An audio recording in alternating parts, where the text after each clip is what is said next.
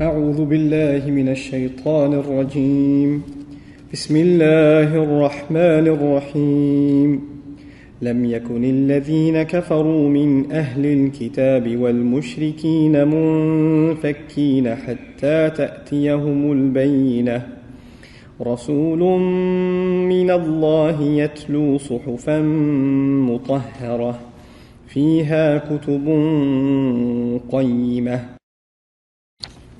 Now, we get to the second ayah. You know, Allah says al-bayyinah, the clear proof. What's the explanation of what that clear proof is? رسول من الله يتلو صحفا مطهرة. We're going to read Imam al-Alusi رحمه الله. والبينة على ما قاله الجمهور هو محمد صلى الله عليه وسلم لأنه في نفسه بينة وحجة ولذلك سماه سراجا منيرا وقد فسر الله سبحانه هذه البينة الجملة بقوله مع الجملة بقوله رسول من الله. So this ayah itself is proof. Allah says until the clearest evidence didn't come, they would not be ones to separate themselves. And what is that clearest evidence? The messenger himself. But the ayah says two things. رَسُولٌ مِّنَ اللَّهِ يَتْلُو صُحُفًا. A messenger from Allah. And by the way, Rasulun has tanween. This is for Mufid al-Azma. Instead of saying Rasulullah, we normally say Rasulullah, right? This ayah says Rasulun min Allah. It separates and puts a tanween on Rasul. This is Mufid al-Azma. Okay, a magnificent messenger from Allah, you would have to translate. An awesome messenger from Allah. Yatlu, that reads onto people. Suhufan mutahhara, purified scriptures. This is so this two-part thing, the messenger and the message. When these two come together, then you have bayyinah. Then you have al-bayyinah. This is a very important concept in Islam. Islam is not just theory. You know, you can have a theory, a philosophical theory, an idea, and you say this is the truth. And we say in Islam, that's not enough. To have an idea is not enough. If the idea is actually truth and there's good in it, then it should be something you can implement. But in and of itself, a theory, a concept, isn't good enough unless you see it in action.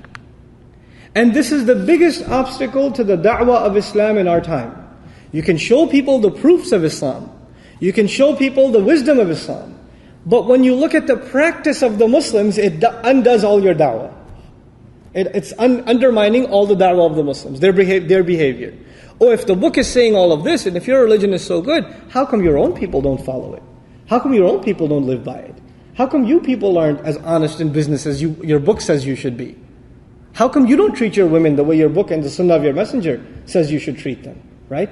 But in the end, the heart of the matter is a clear proof, a clear message is one that in theory sounds convincing, and in practice it can be observed. Now that's absolute proof. So Allah Azza wa Jal says the absolute proof isn't just Quran. It's Rasulun min Allahi yatlu. It's a magnificent messenger from Allah who's reading onto you, or who's reciting suhufa mutahhara, purified scrolls and scriptures. That's what he's doing. So this is the first thing, combining the messenger and the message into one. And this, again, this is the ultimate hurdle to the da'wah of Islam in our time. We invite people in theory. We give them a pamphlet, we give them a book, we tell them listen to a speech, watch this video. All of that is what? All of that's theory. All of that's theory. That is empty unless you have what?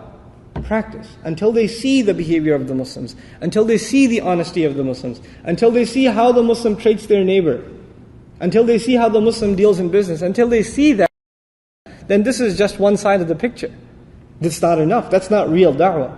So Allah Azza wa Jal makes it clear that you cannot separate the messenger from the message. The carrier of the message should reflect the teachings of that message. Being a good orator, a speaker, a writer, that's not enough. That's just one side of the coin. The other side, our speech must match our action. لِمَ تَقُولُونَ مَا لَا تَفْعَلُونَ. Why do you say what you don't do?